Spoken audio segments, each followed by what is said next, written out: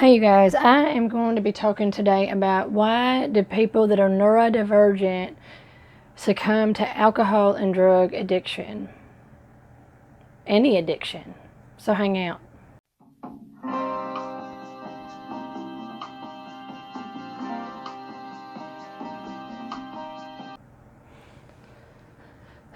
Okay, so I am what I consider to be a recovered alcoholic. Because today, the thought of drinking makes me just... But there was a time where I couldn't go a day without either being hungover or very, very drunk or messed up in some kind of way. And a lot of what I had learned about alcohol later in life was that it's a sugar addiction. It turns into sugar, yada, yada. But as I've had time to kind of be alone and kind of research some things I've learned about myself, like being autistic, realizing that there's some people that have gone before me in my ancestry that were probably autistic, and learning that it's hereditary and it's probably going to keep on getting passed down. I'm also just understanding and realizing my alcoholism is a sensory-seeking, pain-covering mechanism. When I was very, very, very young, I used to spin in circles. I would spin in circles and spin in circles, and I never threw up. I didn't understand how people would get nauseous from movement, and now as I've gotten older, I can barely even go on a roller coaster. It's fun, but I get sick. Flashing lights makes me sick. All these things that I was seeking and seeking and seeking and seeking. I'm a sensory avoider, and I'm also a sensory seeker, and that was my alcoholism. Now, I dabbled in other drugs, and I quite loved marijuana. I didn't go to alcohol recovery for marijuana, let's just make that clear. And one of the reasons I knew I had to leave alcohol recovery was because I needed to use THC-based CBD stuff for chronic pain. I'm not currently using it, but I'm thinking about it.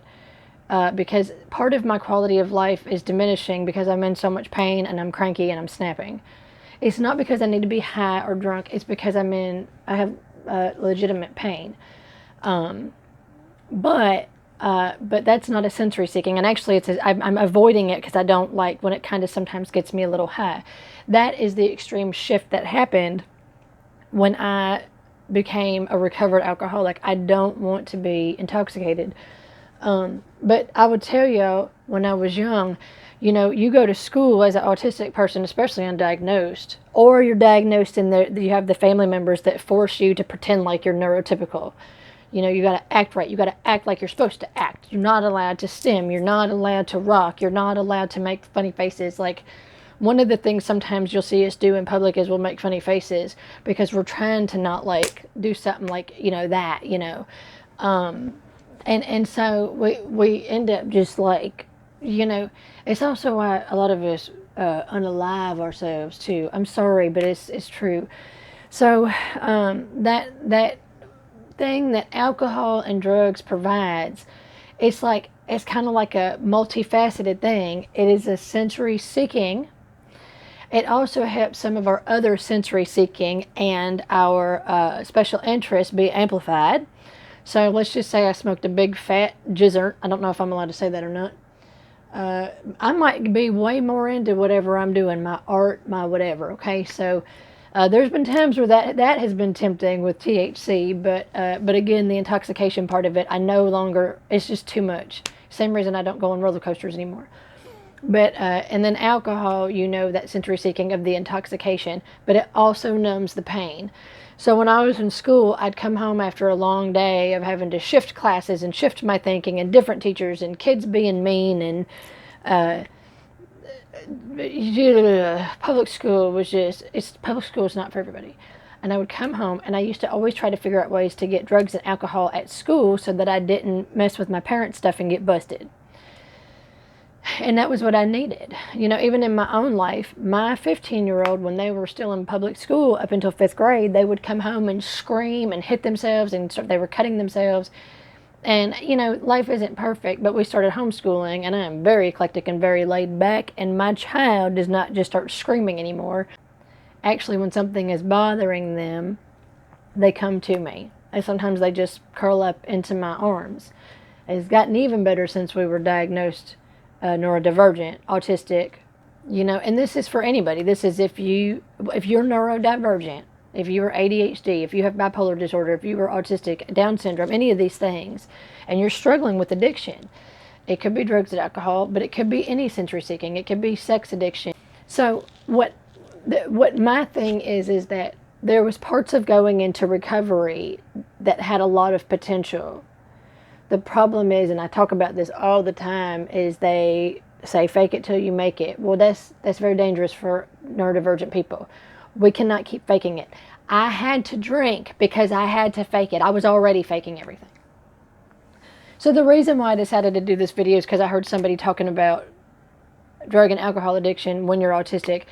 But also, like, one of the things I'm still struggling with is getting my point across of my needs and my wants. I got this beautiful tattoo yesterday, and don't get me wrong, it's beautiful, but I want tattoos that remind me of home. And I went in wanting a Gulf Coast tattoo, and I left with a East Coast, Florida, Hawaii tattoo. I couldn't explain to him that I need, this doesn't look like what I went in. My whole entire sleeve so far is not what I wanted. And now, he was wonderful, the setting was great, and the tattoo was beautiful, but I'm having a hard time getting my needs understood. And part of it, look, I'm actually hot. It's like 102 degrees here, and it's like 9 o'clock in the morning. We got everything on, and it's hot. But just getting my point across, because then what ends up happening is when I try to have my point where I need and I want, then I'm a bitch, I'm cold, I'm impossible to deal with.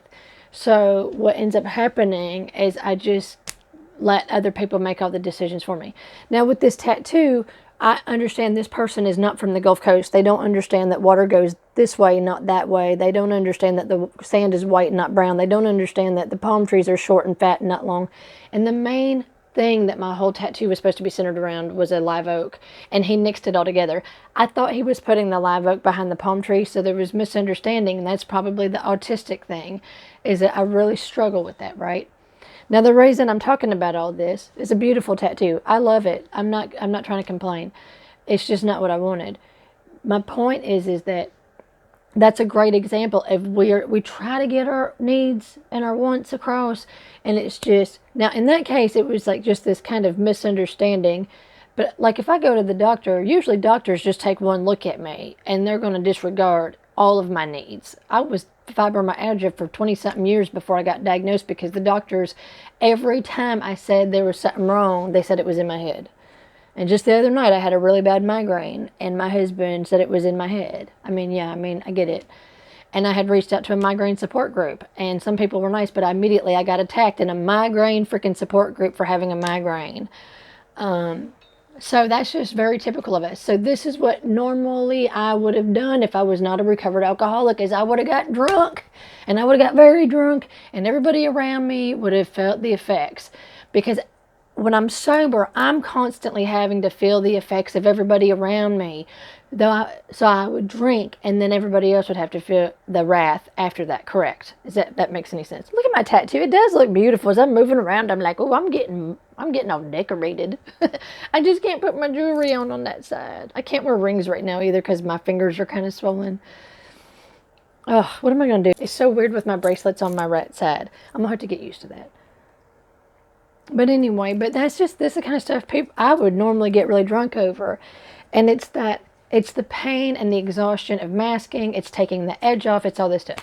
So how do we get sober? It is possible to get sober, because y'all, I was an alcoholic drug addict pretty much from the time I was 8 years old. I was getting trash drunk when I was 8, 9, 10 years old, smoking weed, doing things with boys, because I was never accepted with the rest of what the other girls were doing. And as private as this is, in order for me to do those things with boys, I had to be highly intoxicated, because as a sober person, I have no interest in it.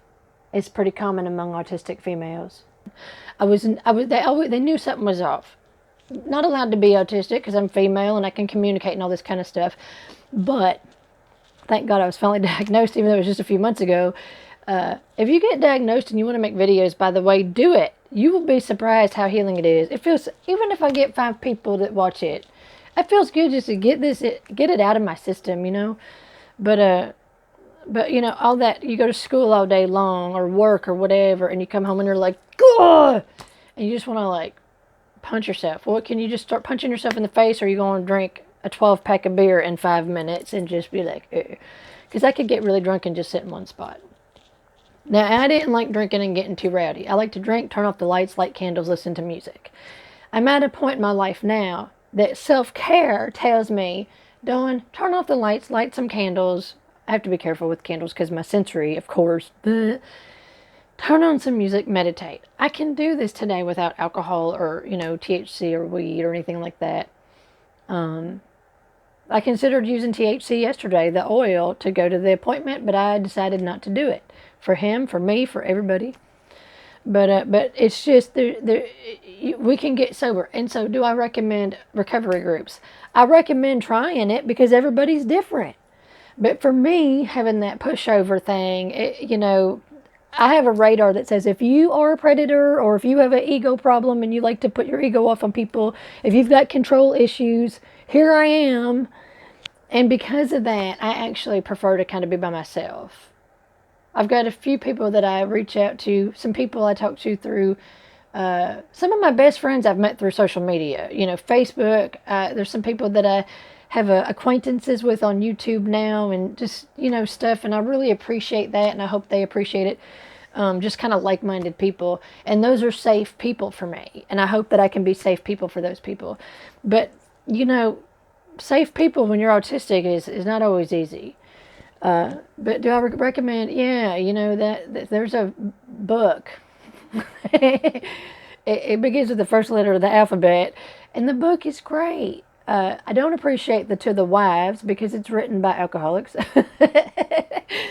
But I do recommend that. And if you've got other people that are neurodivergent and they know they are and the recovery programs have been a breeze for them, that's great. But we have to get to the bottom of why we drink. That's the main thing. And for me, it was really, I didn't know I was autistic. And I was sensory seeking and I was trying to cover up the pain. And, it's sensory seeking and covering up that pain. And even neurotypical people have it. After a long day of work, they're like, and then they have a drink and they're like, But for some of us, we got to have at least a 12-pack and a half a bottle of tequila. And that was me every other night for many, many, many, many years. I should be dead. And my kids should be living somewhere else, to be honest. But nobody caught it. That's how good I was at masking. And I always wondered, how did I mask so well? And it's because I'm autistic. I flew under the radar. When people found out I was an alcoholic and when I admitted how destructive I was, they didn't believe me. A family member just the other day said, you're not an alcoholic. You just drank a little bit too much. That's because I masked so well. Even though people saw me throwing up in the bushes, somehow, look at my tattoo. I love it. I just got it yesterday, y'all. But somehow I managed just to fly under that radar. Hungover, going to church so hungover, just like, and just, I'm fine, how are y'all? That whole thing. So, and if you got kids that are being forced in ABA, they could very likely become addicts and alcoholics. Don't be confused by children that turn into adults that were people that didn't talk or they have the mousy sweet voice or whatever. Anybody can be an addict, even if it's an addict of self-harming. Because self-harming is from stimulation overload. That's what this tattoo is for, to cover up all of my self-harm I did right before I was diagnosed autistic. Got all these scars. Every time I look down, I just saw just a reminder of everything that was happening leading up to the diagnosis. So this was me. This is me doing for myself what nobody else is willing to do for me, because even though those of us who seem like we should be able to be very self-sufficient, we need help.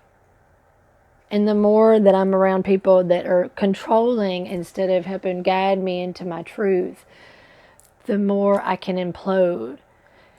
A lot of this stuff I'm talking about is totally worth getting drunk over. It's worth ruining my family over. It's worth living under a bridge over. It really is, to people that need that. But I've been blessed enough to be recovered because I had to get away from this idea that there's something wrong with me. And unfortunately, I experienced it in recovery. It was, something's wrong with you. You got to mask, you got to fake it till you make it. You got to take what you need and leave what you don't, which I still don't know how to do that. But also today, because I'm sober, I could tell you this not being what I wanted, that was just me learning and I got to learn how to communicate with people better. That's all. This guy was fantastic. I'm going to go back to him. I'm going to go back to him and say, hey, look, we just need to work a little bit more on what I need. But I can't go get drunk because I got a tattoo that wasn't what I asked for when I'm still learning how to communicate with other people. And so if you're living with somebody who's autistic, neurodivergent, and they're struggling with alcohol, be careful to not be too controlling of them. Like if they're in the middle of something, don't walk in and move everything away and demand that they give you their undivided attention. Or if you're struggling with alcohol and drugs, look, my sweet, sweet friend, I'm talking to you. Chances are, it's just that you don't know why you're doing it. Or maybe you do and you don't know how to fix it and how to start. And I do recommend the 12 steps in that case. We get to the bottom of it. And either you can find somebody that's willing to help you. It took me 20 years to find somebody to take me through my steps. That is the truth sometimes of recovery, is there's just nobody wanted to be my helper because I'm autistic and didn't know. I'm a nut job. But I finally found somebody that put up with my nonsense for 2 years. It took me 2 years to get through 12 steps. Some people get through it in like a week. I don't know how they do that, but they do. But I am a very complicated person, as I would think most people that are addicts are. But I do consider myself a recovered alcoholic.